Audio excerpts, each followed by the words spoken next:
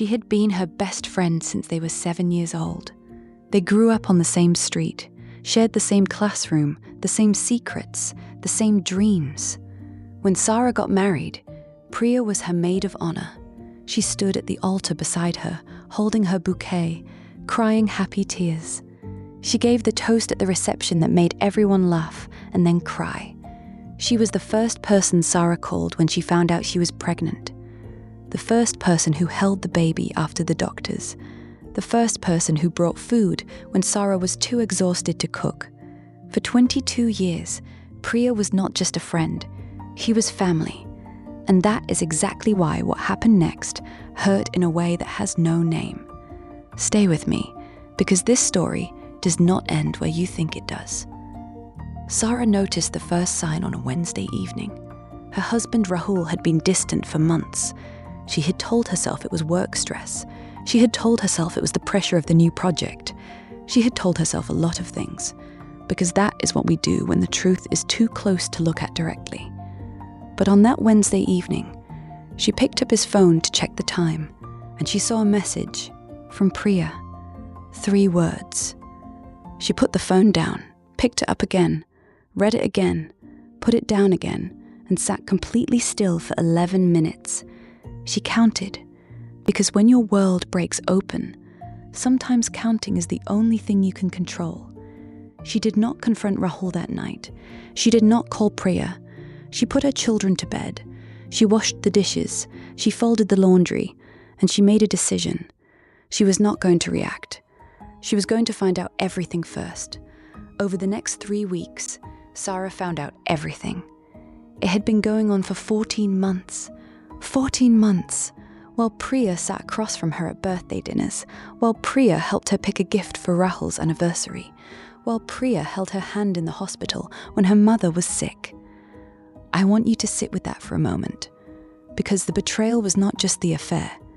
The betrayal was every conversation they had during those 14 months, every hug, every I love you, every you are my person, all of it performed, all of it chosen. This is what people mean when they say betrayal by a best friend is different. A stranger can take something from you, but only someone who knows exactly where you keep your most important things can take everything. I want to pause here, because if you have ever had a friendship that felt like the safest place in the world, and then found out it was not, you know there is a grief that comes with that, which has no proper category. It is not a breakup. It is not a divorce. It's something older and quieter and deeper than both. It is the loss of the version of your past you thought was real. Every memory suddenly has a question mark on it. Every photograph feels different. Every inside joke, contaminated. That is what Sara was carrying. And she carried it alone for 3 weeks, without telling a single person. The day she finally spoke, she did not call a friend. She called a lawyer. She had done her research. She knew exactly what she needed. She knew exactly what she was entitled to. And she knew something that Rahul and Priya had both underestimated about her. She was not going to fall apart. She was going to be precise. The conversation with Rahul lasted 40 minutes. She presented everything calmly. No screaming, no crying, no begging for an explanation.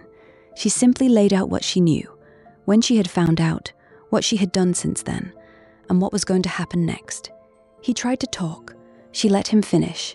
Then she continued as if he had not spoken. Because she had not come to that conversation for his words. She had already heard enough of his words. She had come to that conversation to deliver hers. She never called Priya, not once. Not to confront her, not to ask why, not to give her the satisfaction of knowing how much it hurt. Some people deserve your anger. Priya did not even deserve that. What she deserved was silence. And silence is exactly what she got. In the months that followed, Sara did something that surprised everyone who knew her. She did not fall apart publicly. She did not post about it. She did not tell the whole story to mutual friends. She simply reorganized her life. She moved to a new home. She went back to the career she had quietly set aside when the children were young. She rebuilt her mornings. She rebuilt her evenings. She rebuilt the version of herself that had existed before she made 2 people the center of her world. And slowly, something unexpected happened. She started to feel lighter. Not happy, not yet, but lighter. Like she had been carrying something very heavy for a very long time without realizing it. And now, she had finally put it down. 14 months after the day she found that message, Sara sat in her own apartment, her name on the lease, her name on the utility bills, her name on everything.